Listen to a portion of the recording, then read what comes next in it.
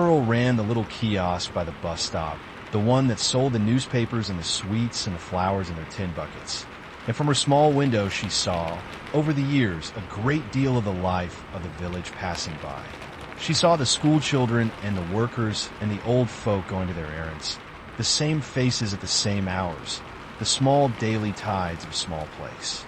There's a particular kind of knowledge that comes to a person who sits in one small window and watches the same street for years, a knowledge no traveler ever gets, however far they go.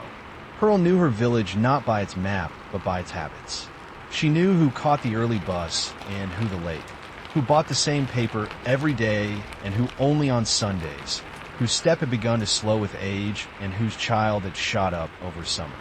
She knew the street the way you know a piece of music you have heard 10,000 times, so that the smallest wrong note, the smallest new thing stood out to her at once. And because she saw so much and so regularly, she was among the first to notice the blue umbrella. It appeared on the rainy mornings, always on the rainy mornings and never on the fine ones.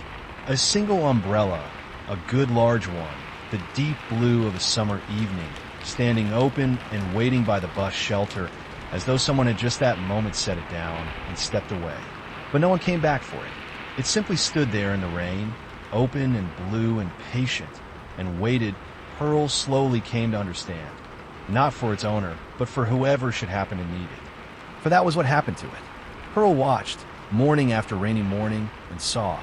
A person would come hurrying to the stop through the rain, without an umbrella, hunched and wet and resigned to soaking, and would see the blue umbrella standing there, and would stop and look around, and find no owner, and, after a moment of hesitation, take it up gratefully and stand dry beneath it to wait for their bus. And Pearl would think, well, there, it is gone now, someone has taken it home at last. But that was the strange part. That was the thing that made her set down her newspapers and lean at her little window and watch. Because by the evening, the blue umbrella would be back, standing open by the shelter in the last of the day's rain, exactly where it had been in the morning, waiting again, as though it had gone off on some errand of its own through the day, done a kindness somewhere, and come home to its post of rest. Now Pearl was not a nosy woman, exactly, but she had a kiosk-keeper's healthy curiosity about the doings of her street, and a mystery standing open and blue not 20 feet from her window, morning after morning, was more than she could be expected to leave alone. So she began to pay it proper attention, and she saw that it was never the same person twice. One morning a young man in his work clothes took it. Another, an old woman with her shopping bag. Another, a girl who had plainly overslept and run out without a thought for the weather. They had nothing in common, these people, except the rain and the umbrella. They were young and old, and comfortable and struggling, and cheerful and careworn. The whole ordinary range of a village passing through one small blue circle of shelter. Some of them Pearl knew well, and some only by sight, and one or two she did not know at all, strangers passing through on the morning bus. But each of them, finding the umbrella, wore the same expression when they understood that it was free and waiting and theirs for the taking, a particular look of surprise softening into something warmer, the look of a person who has been shown, on an ordinary gray morning when they expected nothing at all, an unexpected kindness. It was worth watching for, that look all on its own. Pearl found that she began to hope, a little guiltily, for rain. Each of them found it, and used it, and Pearl could not for the life of her see how it always found its way back. Until one gray evening, she happened to be watching at exactly the right moment, and she saw the young man from that morning come back to the stop in the rain, on his way home, and set the blue umbrella down, open by the shelter, and pat it almost the way you might pat a good dog, and walk away into the wet without it, bareheaded, getting soaked, and looking, Pearl thought, remarkably pleased about it. It was the pleased look that stayed with her. She had expected, if ever she caught the umbrella being returned, to see duty in it, a person doing a slightly tiresome good deed because they felt they ought. But there was no duty in the young man's face at all.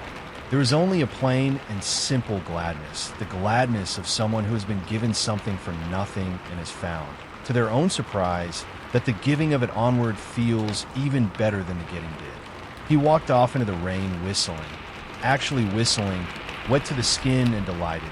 And Pearl watched him go and thought that she had just seen something rather important, though she could not yet have said quite what. So the umbrella did not go home at all. The people who used it brought it back. That was the secret of it, or half the secret. But it left Pearl with the larger half still to solve, which was why. Why would a person given a good umbrella, free for the taking on a rainy day, choose to bring it back and stand in the rain themselves rather than keep it? She got her answer a few days later when she finally did the simple thing she might have done at the start and went out in a lull in the rain to look at the umbrella closely. And there, tied to its handle with a bit of string, softened and blurred by the weather, but still just readable, was a small card. And on the card, in a hand that had grown faint with copying and recopying by different pens over what must have been a long time, were written a few words. This umbrella belongs to whoever needs it today. Please use it and stay dry. And then, when you are home safe, please bring it back here for the next person. That is all it asks. Pearl stood in the drizzle and read the little card twice, and something in her chest went warm and tight. For she understood it now. The blue umbrella belonged to no one. Or rather, it belonged to everyone, to whoever the rain caught out on a given morning, and its only rule, its only asking, was that you pass it on.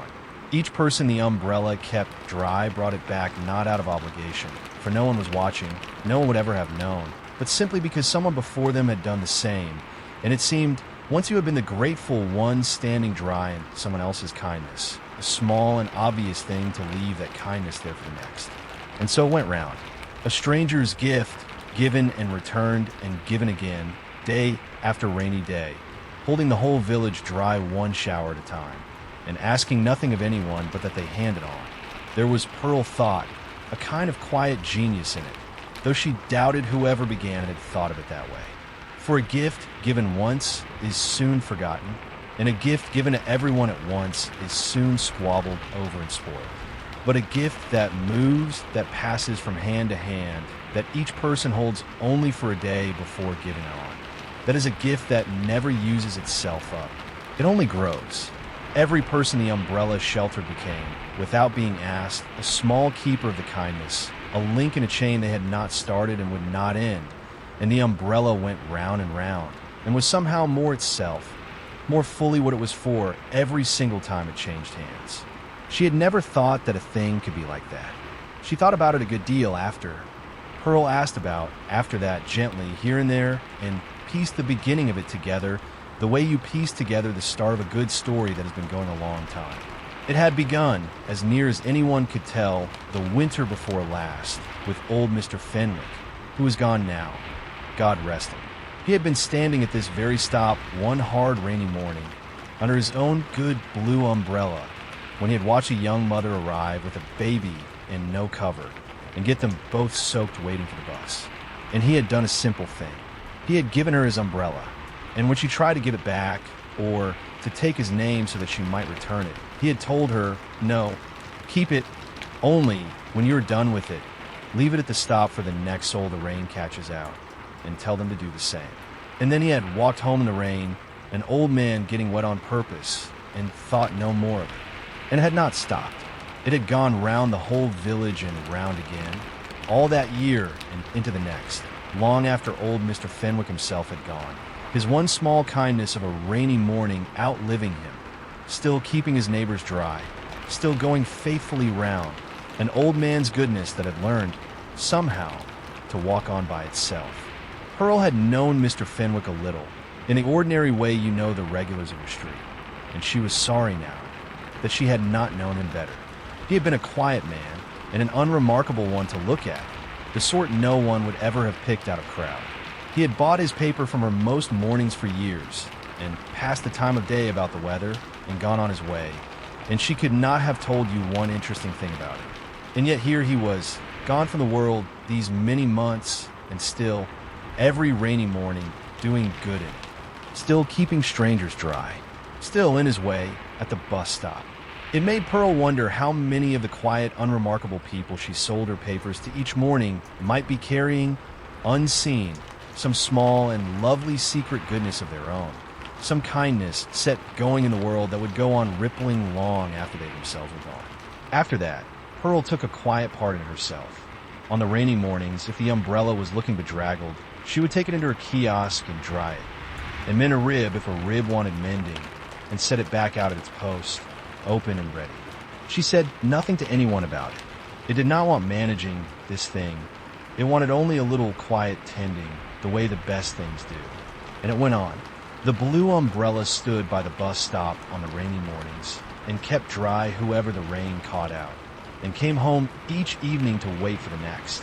And the village passed it hand to hand through all the wet weather of the year, most of them never knowing where it had come from, or that it had begun with a kind old man who was no longer there, only knowing that on a rainy morning at their bus stop there was, mysteriously and reliably, a good blue umbrella waiting, that asked for nothing, but to be passed along, and that, Pearl thought, watching it stand patient and blue in the evening rain, was very nearly the finest kind of mystery there is.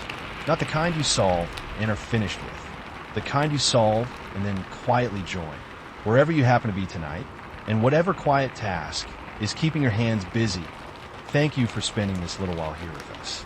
Rest easy, and whenever you are ready, there will always be another story waiting.